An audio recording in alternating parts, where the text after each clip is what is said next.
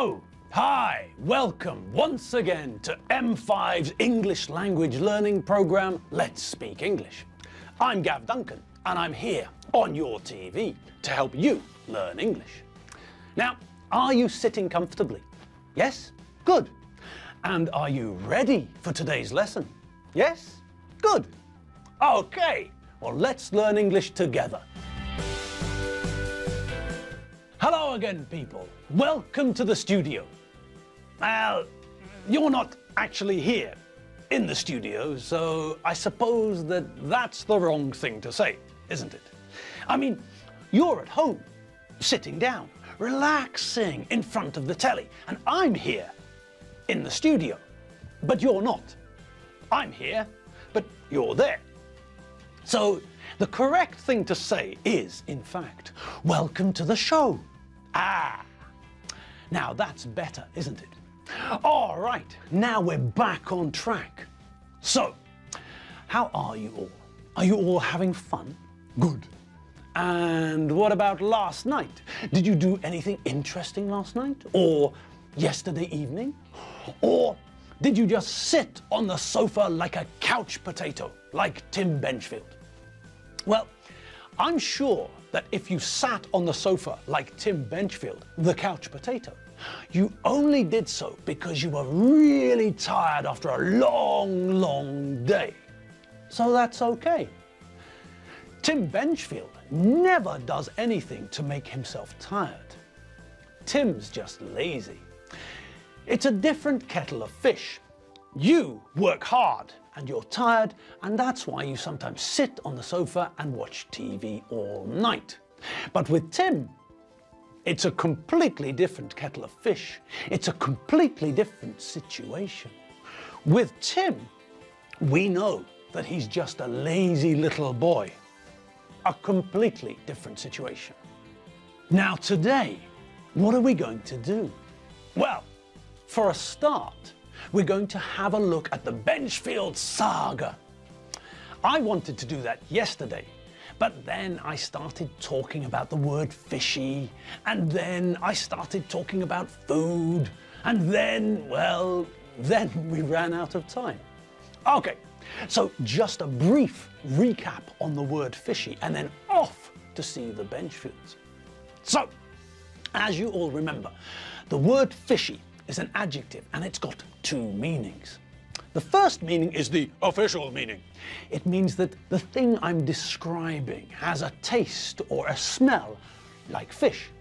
It tastes fishy, like my fried cheese did, or it smells fishy, like, I don't know, a fish, for example. Now, that's the first meaning. The second meaning is connected to something feeling wrong. If you say that something smells fishy, or if you say that you think that there's something fishy going on, or if you say that you think there's something fishy about a place, or a person, or something else, then this means something different. When we use fishy in these situations, it means that we're suspicious. We think that something is not as it should be. Let me give you an example of a fishy situation.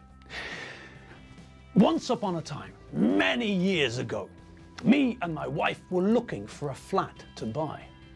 We were given some addresses by an estate agent, but there was something a bit fishy about the estate agent. They gave us some addresses to go to, but we got the feeling that they weren't interested in selling flats. They just wanted the money we had to pay to get the addresses. The whole thing was a bit fishy, and then, when we went to look at one of the flats, it was in a building at Kortól. Fine, great, very nice. But, and this was the problem, the flat was on the 5th floor. Okay, why is that a problem? Well, the building only had 4 floors. So the feeling about the company was correct. Our gut feeling was correct. The feeling that something was a bit fishy hit the nail on the head. There was something fishy about the company. They didn't want to sell flats. Maybe they didn't have any flats to sell. All this company had were addresses. You gave them some money and they gave you some addresses. They got their money and that was it.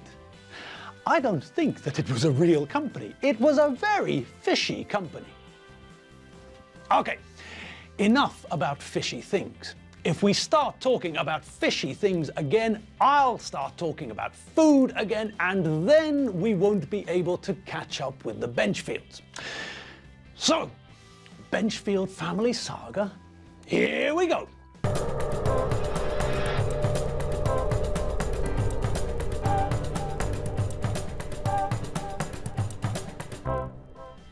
Now, the last time we saw a couple of members of the Benchfield family, it was Lizzie and Tim, wasn't it?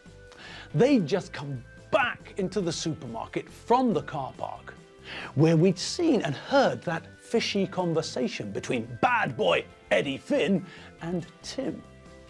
Okay, so we know that they got back into the supermarket, and we also know that Tim wasn't prepared to tell Lizzie anything about the fishy conversation between him and Eddie. Lizzie and Tim insulted each other the way that siblings do, and they were starting to move further into the supermarket to try and find the others. But now there's a question. Where are the others? Now, kids, what fruits and vegetables do we need? I don't know, Dad. What's on the list? On the list? Well, not a lot. Nothing really. Forget the list. Just think about what we need. Well, I think we should get some apples. What do you think? Well, maybe. Which apples should we get? Well, I like red apples, but your mum doesn't.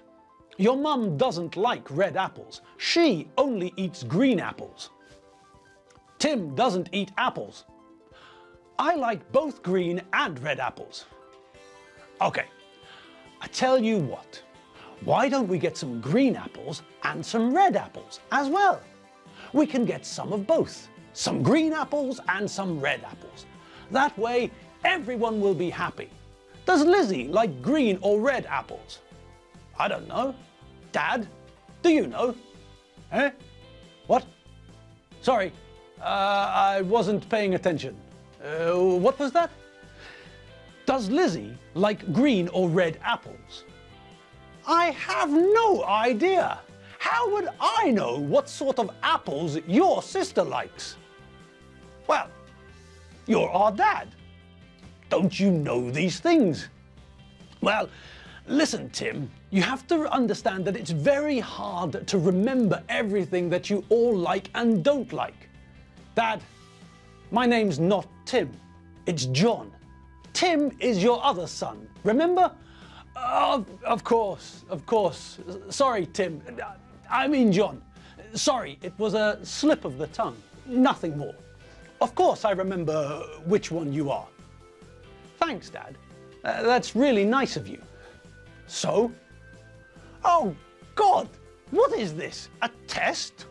Doreen, I know which one you are too. You're Doreen. Benchfield, my youngest daughter. Well, it's good to know that you know, Dad, but I wasn't asking about that. Oh. Well, what were you asking about then? I was asking about Lizzie. What sort of apples does she like? Red or green? Oh, God, I don't know. Listen, Doreen, I thought we agreed to buy some of both. That way, everyone will be happy. Some of the family like red apples, some like green. If we buy some of both, then everyone will be happy, won't they? And when we find Lizzie, we can ask her what sort of apples she likes, and then we can come back to the fruit and vegetable section and buy some more, can't we? John, to be honest, I'm not sure if I've got the strength to go round this supermarket more than once. Fair enough. So, have we got the apples? Doreen's just getting them now. So, Doreen, how many apples did you get? I don't know. I didn't count them. What? Why not? You don't know how many apples you got? No, I didn't get loose apples. I got these ones. They're pre-packaged. Look, they come in a bag. I got 1 bag of green apples and 1 bag of red apples. Oh, I see. Sorry, I shouted. So, how many kilos did you get? Well, it says 2 kilos, give or take 10%. Well, that's not enough, is it? Yes, Doreen, I think John's right. We need more than 4 kilos of apples. John, can you go and get another 2 bags, please? Okay, back in a tick. Okay, are we all ready? Hang on, John, these apples are all green. That's no good, is it? Well, there aren't any more red apples. What? Are you sure? Yes, I'm certain. Oh, God. God, give me strength. Why is everything so difficult? It's not difficult, Dad. There's a simple solution. Okay, I'm all ears. What's the solution? Well, it's simple, isn't it? Is it? Yes. John got 2 bags of green apples, but we want 1 bag of red apples and 1 bag of green apples. So, all John has to do is take back 1 of the green apples and get some red apples from the loose apples. Doreen, you're a genius. John, hop to it. Come on, chop chop. Okay, I'm going. All right. Now, this is almost like progress. The Benchfields have started their shopping. Progress! Okay, so what did we learn there? Was there any new language? I don't think so. Most of that was pretty straightforward, wasn't it? There were a couple of imperatives, weren't there? Alfredo told John to forget the list, using a bare infinitive, the infinitive without to tell him what to do. Then he used another imperative. He told John to think what we need. After that, when they were discussing apples, we kept on hearing the word which, didn't we? But that's not a difficult word, is it? Not for us. No, the gods of English and the chickens of the forest laugh in the face of a question word which. Ha!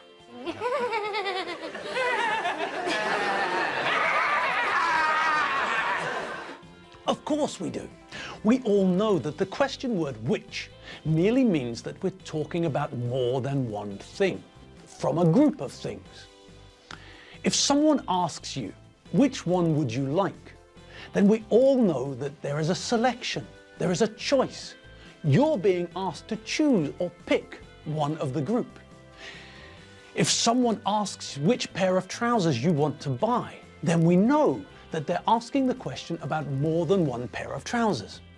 Maybe there are 3 pairs of trousers, or maybe there are 2 pairs, or perhaps there are 4,357 pairs of trousers. We don't know. What we do know is that there is more than one pair. The question word is which, and that means that there is a choice. Okay, so there's a choice there, but I'm afraid that we have no choice here and now. Nope, sorry. It's the end of the lesson, and that means that we have got to go. Sorry.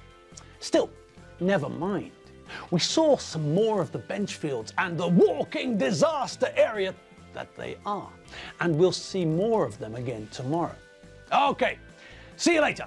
Have fun, and remember, www.m5tv.hu. See you later. Bye.